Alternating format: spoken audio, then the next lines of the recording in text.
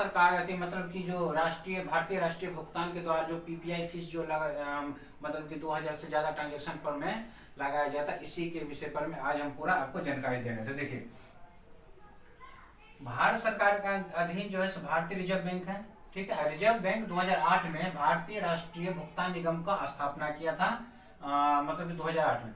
तो इसका उद्देश्य क्या है? इसका उद्देश्य ये है कि जो भारतीय बैंकों का सबसे पहले ये एक संघ है, ध्यान से इसको देखिएगा, भारतीय बैंकों का क्या है? ये संघ है। कौन सा संघ है? भारतीय राष्ट्रीय भुगतान निगम, ठीक। अच्छा, जिसको हम शॉर्ट में IBA भी कहते हैं, ठीक है। इसका कार्य क्या है? खुदरा, भारत के अंदर खुदरा भुगतान, ठीक, और छात्र संगठन, यानी कि भारत में खुदरा लेन देन या खुदरा व्यापारियों को लेन देन की आसान करने के लिए इसको लॉन्च किया गया। किसको लॉन्च किया गया?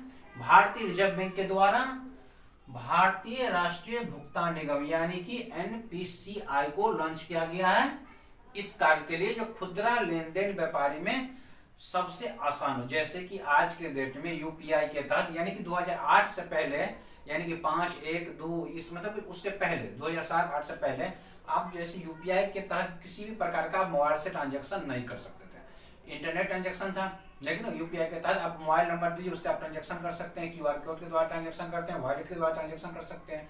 लेकिन अब मतलब ये सब आसान हो गया, लेकिन पहले नहीं था। तो पहले क्या था भैया? बैंक में जाकर के आप ट्रांजैक्शन करना पड़ता था, किसी के और के अकाउंट में करना, मतलब जिस बैंक के अकाउंट में होल्डर है उस बैंक अकाउंट में उस होल्डर के पास वहां जाकर जमा करना पड़ता है, ठीक है। लेकिन अब ऐसा नहीं है। तो अब क्या सिस्टम आ गया है? ये 2008 में किसकी स्थापना हो गया? तो भारतीय राष्ट्रीय भुगतान निगम का स्थापना कर दिया गया है। किसके द्वारा? ये क्या है, ये समझ गए? ये सबसे पहला बात जो रिजर्व बैंक के द्वारा स्थापना हुआ है, भारतीय राष्ट्रीय भुगतान निगम कब हुआ? तो 2008 में हुआ। इसका कार्य क्या है? खुदरा व्यापार को बढ़ोतरी देना नए नए तकनीक के द्वारा। भारतीय NBCI जो है सो बहुत ऐसे चीज मतलब कि जो लेन देन में जो है सो बैंकिंग प्रणाली में इतना अच्छा कार्य किया, इतना अच्छा काम किया, जिससे कि जो है आम जनता को या आम मीडियम वर्ग को जो है लेन देन करने में बहुत ही सहूलियत हो गया। लेकिन पहले ऐसा नहीं था। तो चलिए इस पर कुछ मतलब उदाहरण के तौर पर आपको कुछ एग्जाम्पल देकर हम समझाते हैं। जैसे रुपए कार्ड, जैसे कि पहले एटीएम कार्ड इस्तेमाल करते थे कि वीजा कार्ड हो गया, मास्टर कार्ड हो गया, इसी प्रकार का क्रेडिट, किसी बैंक का क्रेडिट कार्ड अगर आप इस्तेमाल करते थे उसमें वीजा कार्ड लिखा रहता, मास्टर कार्ड लिखा रहता। लेकिन भारतीय राष्ट्रीय भुगतान निगम ने सबसे अच्छा काम, सबसे पहले तो भीम ऐप को लॉन्च किया गया। आप सबसे पहले भीम ऐप के द्वारा जो है आप रुपया ट्रांजेक्शन करते थे, उसके बाद रुपये कार्ड का ट्रांजेक्शन करने लगे, ठीक है। अब रुपये कार्ड भी आ गया, आप एटीएम कार्ड के द्वारा जो ट्रांजेक्शन, मतलब कि एटीएम के द्वारा जो आपको मास्टर कार्ड है या वीजा कार्ड दिया जाता था, वीजा एटीएम जिसको हम डेबिट कार्ड भी कहते हैं, तो आप उसके जगह पर में रुपये कार्ड भी आ गया, ठीक है। उसके बाद तत्काल जो है भुगतान सेवा, ये शुरुआत की, इसमें बहुत से ज्यादा सफलता प्राप्त किया है। कौन? NPCI ने, ठीक है। NPCI ने सबसे ज्यादा सफलता किसने प्राप्त किया? तत्काल भुगतान सेवा और यूपीआई में। आज हर व्यक्ति के पास, जिसके बाद भी जो है एंड्रॉइड सेट है, सब व्यक्ति जो है सो अपना यूपीआई के तहत ट्रांजेक्शन करता है। उसके बाद आधार सक्षम भुगतान प्रणाली का भी इन्होंने बहुत अच्छा से इसे उपयोग किया। अच्छा, भारत बिल भुगतान प्रणाली, उसके बाद चेक ट्रांसफर प्रणाली, मतलब कि ऐसा कई चीज जो है सो राष्ट्रीय भुगतान, भारतीय भुगतान जो है सो निगम जो है सो मतलब कि NPCI द्वारा जो लाया गया है, मतलब कि लेन देन में इतना सहूलियत कर दिया है। जब आज के दौर में आप मोबाइल से किसी दुकान में शॉपिंग कीजिएगा, क्यूआर कोड के स्कैन कर दीजिएगा। उसके अलावा आप जो है अपना मोबाइल, अगर क्यूआर कोड नहीं है तो मोबाइल के नंबर के द्वारा आप पैसा को ट्रांजेक्शन कर सकते हैं भारत के अंदर किसी भी जगह पे, ठीक है। तो इतना अच्छा काम किया है, ठीक है। अब देखिए, अब नया 1 अप्रैल से जो नियम लागू होने वाला है, उसमें क्या होने वाला है? मर्चेंट ट्रांजेक्शन पर, ठीक है। मर्चेंट ट्रांजेक्शन क्या होता है?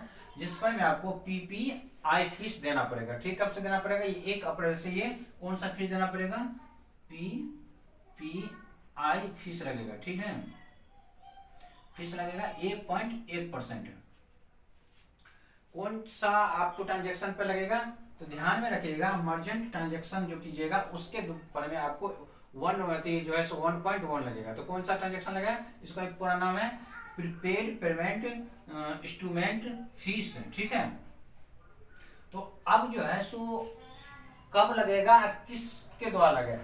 आप हम कई जगह पर किसी और मैं अपने दोस्तों के मुंह से मतलब कि जो सुने उस दोस्तों के द्वारा कि जो अगर हम यूपीआई के तहत अगर हम 2000 से अधिक अगर हम मतलब कि लेन देन करते हैं या ट्रांसफर करते हैं तो हमको 1.1 का जो है सो ट्रांजेक्शन फीस लगेगा। यानी कि अगर 1 पॉइंट कितना हुआ 2000 से अगर करेंगे तो 22 रुपया के लगभग होता है, 20 से 22 रुपया का लगभग होता है। यानी कि हमको 20 से 22 रुपया जो है सो हमको अधिक लगेगा। में दो चीज सबसे ज्यादा इस्तेमाल करने वाला है, पहला तो है पे फोन, दूसरा पेटीएम और तीसरा नंबर पे है गूगल पे, ठीक है। ये ज्यादा लोग इस्तेमाल करते हैं। तो आपको ट्रांजेक्शन अगर यूपीआई के तहत अगर करते हैं, यूपीआई के तहत 2000 से अधिक का ट्रांजेक्शन करते हैं तो यहाँ पर में जो है किसी प्रकार का फीस आपको नहीं देना पड़ेगा, ये पूरा फ्री है, ठीक है। तो हमको 2000 के फीस जो ट्रांजेक्शन लगेगा उस पर में किस चीज में लगेगा उसके बारे में समझते हैं, अच्छी तरह से हम इस पर हम समझते हैं।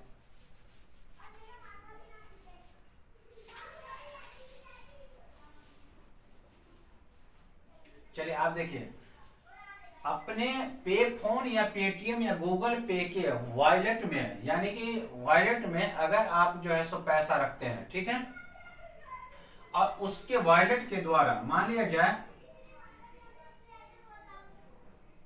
ये हो गया अमित, ठीक है।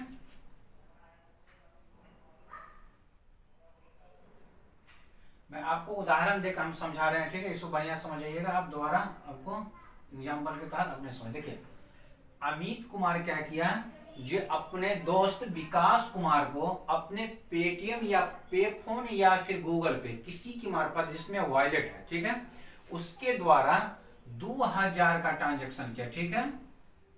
अपने दोस्त के पास कितना किया? 2000 का ट्रांजेक्शन किया पेटीएम के वॉलेट के द्वारा, यानी कि पेटीएम हो या पे फोन हो या चाहे गूगल पे हो, किसी की वॉलेट के द्वारा अमित कुमार अपने दोस्त विकास कुमार को 2000 का ट्रांसफर किया है वॉलेट में, ठीक है, वॉलेट में ट्रांजेक्शन किया। तो यहां पर में आपको कितना देना पड़ेगा? 1.1% का कितना फीस देना पड़ेगा, ठीक है। अच्छा, एनपीसीआई ने कहा कि ये ट्रांजैक्शन हम अमित कुमार से नहीं लेंगे, ठीक है, ध्यान सुनिए, ये तो आपको देना ही पड़ेगा 1.1 का फीस, लेकिन आपको क्या किया है यहाँ पर में एनपीसीआई कहा कि नहीं, ये हम अमित कुमार से नहीं लेंगे, ये जो रिसीव किया है विकास कुमार हम उससे भी नहीं लेंगे, ठीक है। ये लेंगे किससे? तो हम पेटीएम से लेंगे, यानी कि जिसकी कंपनी की वॉलेट पर में आप ट्रांजैक्शन किए हैं उस कंपनी से लिया जाएगा कितना? 1.1% का ट्रांजैक्शन फीस लिया जाएगा, ठीक है। यानी कि अगर पे फोन से किए हैं अपने दोस्त के पास ट्रांजैक्शन 2000 से अधिक का तो वहां पर लगेगा। अगर आप जो है सो मतलब कि किस विकास कुमार को रिसीविंग करने उसको नहीं लगेगा, किसको लगेगा? तो मतलब पेटीएम को लगेगा, पे फोन को लगेगा, गूगल को, मतलब जिससे भी आप ट्रांसफर किए हैं। तो मान लिया जाए कंपनी तो अपने ओर से तो नहीं लगेगा पैसा, वो क्या कंपनी कहा कि ठीक है अगर आप हम पर ट्रांजैक्शन लगा रहे हैं तो लगाइए। आपको वॉलेट जिस भी कंपनी का इस्तेमाल कीजिएगा वो कंपनी कहा कि ठीक है ये चार्ज हम अपने क्लाइंट पर में लगा देंगे 1.1% का, समझे। यानी कि कंपनी आपसे लेगा, लेकिन भारतीय राष्ट्रीय भुगतान निगम ये आपसे क्लाइंट से नहीं ले रहा है, यानी कि कंज्यूमर से नहीं ले रहा है, ये कंपनी से ले रहा है, जिस भी कंपनी को, और कंपनी क्या ले रहा है आपसे, क्योंकि वो तो ज्यादा लॉस खाएगा नहीं, क्योंकि आप ट्रांजैक्शन कीजिएगा वॉलेट के द्वारा, यूपीआई के तहत कहीं भी आप ट्रांजैक्शन कीजिएगा पूरे भारत में, उस पर किसी भी प्रकार का ट्रांजैक्शन फीस नहीं है, वो फ्री है। तो आप ये समझ में आ गया होगा आपको कि हम जो ट्रांजैक्शन करेंगे तो कहां पर पैसा देना पड़ेगा। दूसरा है आपको अगर गिफ्ट कार्ड, अगर गिफ्ट कार्ड अगर 2000 से ज्यादा का गिफ्ट कार्ड अगर 2000 से ज्यादा का अगर आप लेते हैं उस पर में भी आपको क्या है 1.1% का जो है सो फीस आपको देना पड़ेगा। आप जिस भी कंपनी का गिफ्ट कार्ड लीजिए, चाहे पेफोन हो, पेटीएम हो या फिर गूगल पे हो, ठीक है। अगर आपका गिफ्ट कार्ड जो है 1999 का है तो ये फ्री है, इस पर आपको कोई ट्रांजैक्शन चार्ज नहीं देना पड़ेगा, ठीक है। वॉइड उसके अलावा जो है सो मान लिया जाए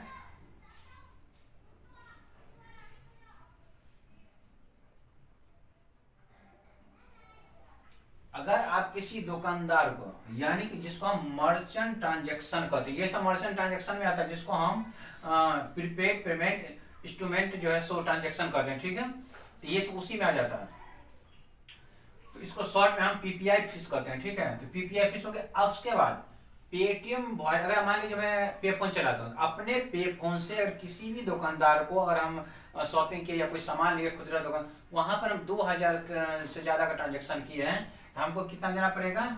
1.1% का फीस देना पड़ेगा, ठीक है। तो ये 22 रुपए के करीब हो गया। तो आप दो समझ गए, किसी भी दुकानदार के पास जो है खुदरा दुकानदार में, वहां पर पेटीएम वॉलेट के द्वारा अगर ट्रांजेक्शन करते हैं या अपने दोस्त को ट्रांसफर करते हैं या 2000 से अधिक का गिफ्ट लेते हैं, तो आपको क्या देना पड़ेगा? पीपीआई फीस देना पड़ेगा। कितना देना पड़ेगा? 1.1%। यूपीआई के तहत आप कीजिएगा, यानी कि यूपीआई से आपसे बैंक अकाउंट से कनेक्ट रहता है, वहां पर कोई किसी भी प्रकार का कोई भी फीस देने की जरूरत नहीं है।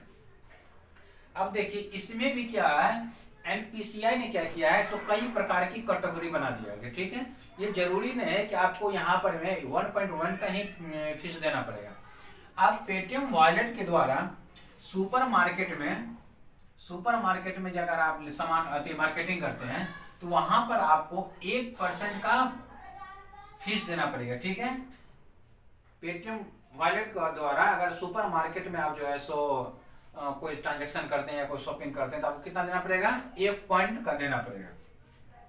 उसके अलावा वॉलेट के द्वारा आप जो है इंश्योरेंस कंपनी हो गया, इंश्योरेंस हो गया, उसके बाद म्यूचुअल फंड, रेलवे सेवा, इन सभी में अगर यूपीआई करते हैं वॉलेट का, तो आपको कितना देना पड़ेगा? यहाँ पर में देना पड़ेगा, मतलब नहीं, इसमें 1% देना पड़ेगा, सॉरी। सुपर मार्केट में जब शॉपिंग कीजिए वहां पर देना पड़ेगा 0.9%, ठीक है। और इंश्योरेंस, म्यूचुअल फंड, उसके अलावा रेलवे सर्विसिंग, यहां पर आपको देना पड़ेगा 1% का चार्ज, ठीक है। अब हम बात करते हैं ईंधन। अगर पेटीएम वॉलेट हो या पे फोन हो या जो भी हो, उसके वॉलेट के द्वारा आप ईंधन भराते हैं, तो उसका चार्ज आपको देना पड़ेगा 0.5%, ठीक है। अब आते हैं एजुकेशन में।